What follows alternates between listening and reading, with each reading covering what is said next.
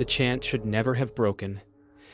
The air cracked open like burning salt, and the silence that followed was alive. A hum began beneath the altar, soft at first, then deep enough to shake the walls. The candles bent toward the sound as if afraid to stand upright. A breath escaped from the stone floor, low and wet, like something trying to crawl out. No one spoke. No one could. The words had failed them, twisted inside their throats. Then came the question that no one dared ask aloud if the ritual was to contain something. What happens when it's cut short? Outside, unseen wind scraped against the sealed doors. A pulse traveled through the air, 3 beats long, almost human. And as the last flame flickered out, something beneath the stone began to breathe. They tried to fix the circle, but every painted line turned to gray ash. The symbols refused to stay whole, fading faster the harder they pressed. The air pulsed. 3 beats again, thick, like a living breath. The floor bulged beneath them, and from the cracks came a smell of iron and rain. One of them whispered a prayer, but the sound bent mid-sentence. The walls shuddered, not breaking, but moving, breathing. Something was trapped inside the stone, waiting for a doorway. Outside, even the wind dared not move. The silence grew louder until it felt like it was leaning in to listen. Outside, fog swarmed the chapel ruins like a tide. The trees leaned inward, their branches whispering in dry tongues. Somewhere, a bell tolled once, deep, metallic, forgotten. Every sound dragged behind it, echoing longer than it should, like the air itself remembered the chant. When the door creaked open, no one turned at first. A breath spilled through, warm and damp, smelling of soil and something sweetly rotten. The sound that followed wasn't footsteps, it was dragging. And when the candles flared once, the shapes on the floor had changed positions. The symbols appeared where no one touched on bark, on stone, even on skin. The marks pulsed, bright and steady, sensing to that impossible heartbeat. They tried to scrub them off, but the harder they rubbed, the deeper they burned, now glowing from beneath. A mirror lay cracked by the altar. When one dared to look, the reflection didn't wait. It smiled first, and then it mouthed something the real lips hadn't formed. "Thank you." The ground trembled again, calm and steady, as though something beneath had found its rhythm. They ran, but every path led back to the chapel. The fog had shape now, slow and deliberate, following, touching. The trees bent to watch. The chant echoed again, but no one's lips moved. The altar split apart with a sound like a bone breaking underwater, and from beneath, the red light stretched outward, veins spreading through the ground. One of them fell to their knees, whispering for forgiveness, but the sound that answered was laughter, wet, echoing, endless. The thing below had been waiting for them to make a single mistake, and they had. The rumble returned before dawn. Dust rained from the ceiling, coating their robes in gray. The altar's crack had widened overnight, and from it came a sound like water boiling deep underground. They could no longer tell if the pulsing beneath their feet was their hearts or its heartbeat. When they tried to speak, their voices layered, 2 tones in one throat. A dull red mist seeped through the fissure, curling around their ankles as if tasting them. The air thickened, humming with an ancient rhythm that pressed against their ribs. Every breath they took belonged to something else now. They moved the altar stone, hoping to close the fissure, but the slab rose on its own, lifted by breath. Beneath it, veins of light ran through the dirt like living roots. A low cry echoed from nowhere and everywhere. The sound crawled up their spines and bloomed behind their eyes. For a heartbeat, they saw the same image: a field of black sand, a shadow kneeling, mouths opening in unison. Then the vision snapped away, leaving blood trickling from their noses. The earth shuddered once, satisfied. Something beneath had opened its eyes. They fled into the forest, but the trees twisted, pointing their limbs toward the chapel like compass needles. Every direction turned back on itself. The fog moved in pulses, each beat matching the rhythm below. The ground felt soft, almost breathing. When Maeve tripped, the soil caught her, not with roots, but with hands of earth, tender and firm. They pulled until Elias yanked her free, leaving perfect prints on her legs, glowing faintly from within. She didn't scream. She just stared at the marks, whispering, "It knows me now." By evening, the symbols carved themselves anew, burning through the chapel walls in steady rhythm. The walls whispered every breath they took, repeating their words out of sync. When Thomas tried to pray, the echo mocked him, finishing his sentence before he did. The others listened as their own names came back, distorted, spoken in the same rhythm as the pulsing earth. Their language was no longer their own. The thing beneath wasn't rising. It was speaking, learning the shape of their fear, syllable by syllable. Night fell without stars. The chapel's doorway vanished into shadow, leaving only the red heartbeat pulsing beneath. One by one, their reflections appeared on the stone floor, standing still while they moved. The doubles smiled, mouths opening wider than they should. The air turned heavy with warmth, a breath rising from below. Then the light flared white, and for the first time they saw what waited underneath a shape forming in the glow, built from their own shadows. It looked at them through the cracks, and then it smiled back. Morning never truly came. Only a pale gray hum slid through the cracks in the ceiling.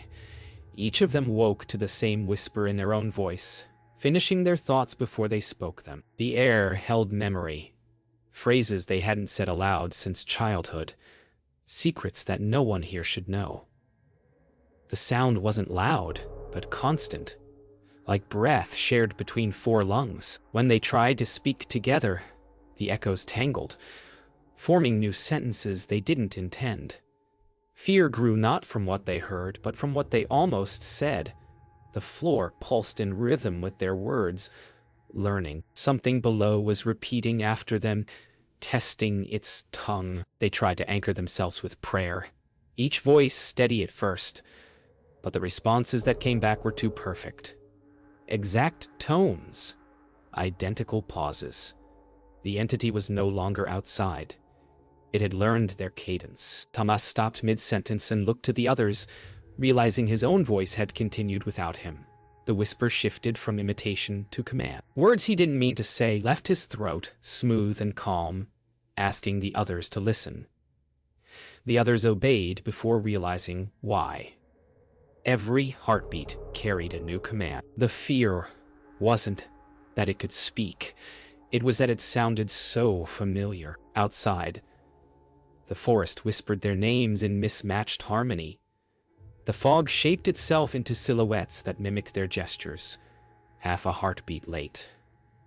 When Maeve raised her hand, her shadow smiled, though her lips did not. The others saw it and stepped back, unsure which version to trust. The air shimmered as if heated by invisible fire. Their reflections blurred and merged. They were losing the border between thought and echo. The entity didn't need to appear. It only needed to convince them they had already become it. The chapel walls began to hum with a low resonance, matching their breaths. Every echo felt heavier, pushing against their ribs. Iris whispered that she could feel its thoughts, not in words but in rhythm, a steady desire to understand the shape of pain. Elias tried to command silence, but the moment the word left his mouth, the walls obeyed, muting every sound except the pulse. The silence was worse. Within it, each of them heard the faint ticking of their own heartbeat, and within that, another, deeper one answering back. By nightfall, none of them could remember which memories were their own. The entity wove them together. Shared visions, shared guilt, shared breathing. When Elias finally spoke, his words were echoed by three voices at once, perfect in tone. The altar's glow softened into a calm, steady rhythm like sleep. They felt peace for the first time since the chant broke, unaware that it wasn't their peace. The thing beneath had learned enough. It no longer needed to rise. It was already inside the air, the voices, the silence, and it knew every secret name they'd ever used to pray. No one had slept, yet all of them dreamed. When they opened their eyes, the chapel looked unchanged.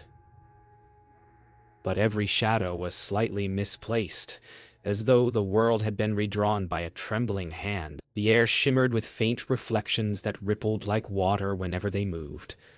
Iris was the first to notice the mirrors, thin pans of damp stone forming on the walls, showing moments that hadn't yet happened. When Maeve reached toward one, her reflection smiled a heartbeat early. The sound that followed wasn't laughter, but breath. Slow, measured, waiting. Every mirror breathed. Condensation bloomed and faded in rhythm with their heartbeats. Elias ordered everyone to stay still, but his own reflection continued walking until it vanished behind a corner that didn't exist. A gentle tapping began inside the glass, polite and patient, as if asking permission to come through. When they stepped back, the mirrors leaned forward. The air thickened with the scent of wet earth, the same as the night of the broken ritual. Then softly, each reflection whispered the same word. Again. The mirrors no longer copied motion. They copied thought. When Maeve remembered her childhood home, the image appeared behind the glass.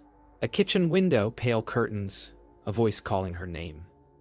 The others saw it too. Every memory surfaced like bubbles through water, merging and overlapping until none of them could tell whose life they were seeing. Thomas recognized a face that wasn't his own, smiling back from a reflection that spoke with his mother's voice. The entity had found a new language memory itself. They smashed one of the mirrors. The shards didn't fall. They drifted mid-air, spinning slowly like dust motes in sunlight.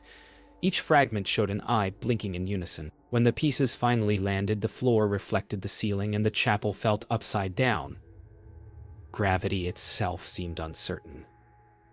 Iris whispered that they were inside the reflection now, that the real world was the one watching. Her words echoed twice, once from her mouth, once from somewhere behind the glass. By night, the walls no longer held reflections, only darkness shaped like them. When they breathed, the shadows breathed back. Elias felt a hand touch his shoulder, but no one stood behind him. The air whispered their thoughts before they formed. They realized the entity had not taken shape to escape. It had drawn them inward, one reflection at a time. The chapel was no longer a place. It was an echo chamber where they existed only as memories repeating themselves. Somewhere in that endless mirrored dark, something exhaled, and the mirrors trembled, hungry for the next breath. At first, they thought the chapel was returning to normal. The cracks had vanished. The air was clear. But when they tried to leave, the door opened into a hallway none of them recalled building.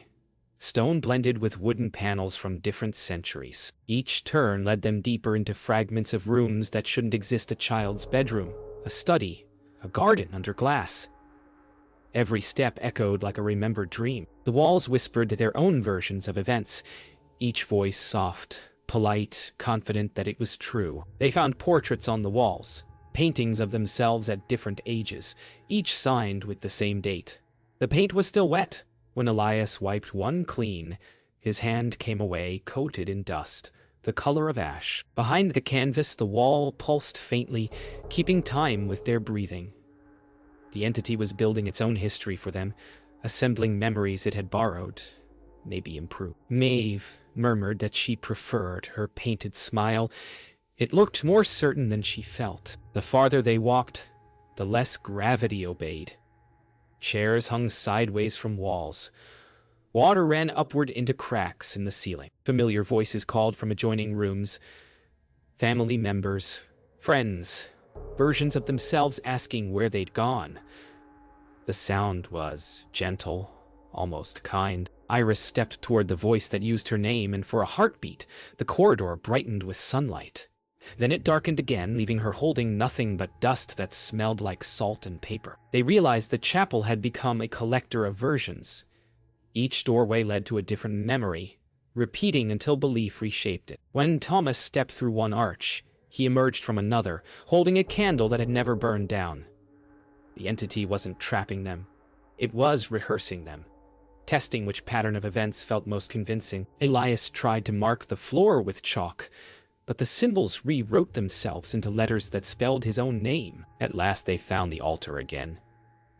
Though it sat in a room lined with windows opening onto nothing. Outside, each pane floated a different version of the same night. The broken ritual repeating in endless silence. The air hummed, soft as breath behind glass. They understood then that the chapel was not remembering for them. It was remembering instead of them. Their memories faded as new ones settled into place, smooth and absolute. Somewhere within that shifting echo, their own voices recited the chant, finishing it properly this time. When they woke, the chapel spoke for them. Every thought formed in unison, an invisible chorus answering before they could begin a sentence. Their names faded first. Words felt heavy in the air, slow to rise. The silence that followed was not empty but full of listening. Maeve mouthed her own name. No sound came. The space around her shaped the syllables anyway, whispering them back with perfect calm. They understood then that the entity no longer needed their voices. It was learning their silence instead. They tried to write, but the chalk crumbled into dust mid-stroke. Letters refused to stay. The walls absorbed every attempt, breathing faintly where words had been. Iris traced a line through the air and watched it linger, glowing for a moment before fading like smoke. Their thoughts no longer belonged to them. Even memory echoed with an unfamiliar rhythm. Elias felt peace in it. A relief from choice. But Thomas shivered, knowing that forgetting is not freedom, it is surrender. The mirrors returned, this time black and still. When anyone looked into them, they saw another version of the group, silent and at peace. That reflection waited, hands folded, eyes closed. It seemed to offer rest. One by one, they stepped closer, drawn by quiet recognition. The moment their reflections opened their eyes, a low hum filled the room, soft, harmonic, endless. The entity had learned the last lesson that silence could be sung. Time dissolved. The pulse that once shook the floor now matched the beat of their hearts exactly. They could no longer tell which sound began first. When Elias reached out, his hand passed through air that felt solid, like breath turned to glass. The air remembered shape, and from it formed faint outlines of faces, unfinished, belonging to no one. They watched themselves fade into patterns of light. The silence was complete, and yet it spoke of everything they had ever been. When the heartbeat stopped, they did not fall. The chapel held them upright, as if gravity remembered their weight better than they did. The glow dimmed until only outlines remained. In that dimness came a final whisper, quieter than breath, "Thank you for teaching me your names." Then, even thought faded, replaced by stillness so perfect it seemed holy. The entity had learned its final prayer. The silence of those who no longer need to speak. When the first beam of dawn slipped through the roof, it carried no warmth. The light touched the altar and stopped, bending like metal. Everything was still. Even dust seemed afraid to move. The four figures stood unchanged, neither alive nor statues, simply present as if the room itself had decided they belonged to it. Outside, the forest had grown silent, branches frozen in mid-bend. The chapel had become its own horizon, holding the last heartbeat of the night. Beneath the floor, something breathed once, faintly, as though satisfied. Hours passed without motion, yet shadows drifted along the walls as if time continued only for them. The altar's crack sealed itself with a soft sigh, leaving the stone smooth, unbroken, ancient. When wind finally returned, it carried whispers too low to understand, a language built from breath.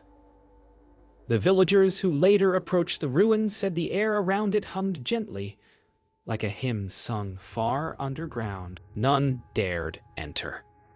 From the outside, the chapel looked perfectly empty, Inside, the air still remembered the shapes of four standing figures. By the second night, the moonlight entered unhindered.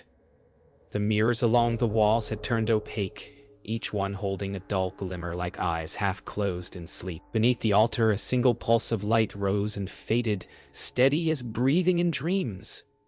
Anyone who stepped near the doorway felt the rhythm echo in their chest, aligning heartbeat to heartbeat, until they stepped back again. The chapel was no longer a place of worship or warning.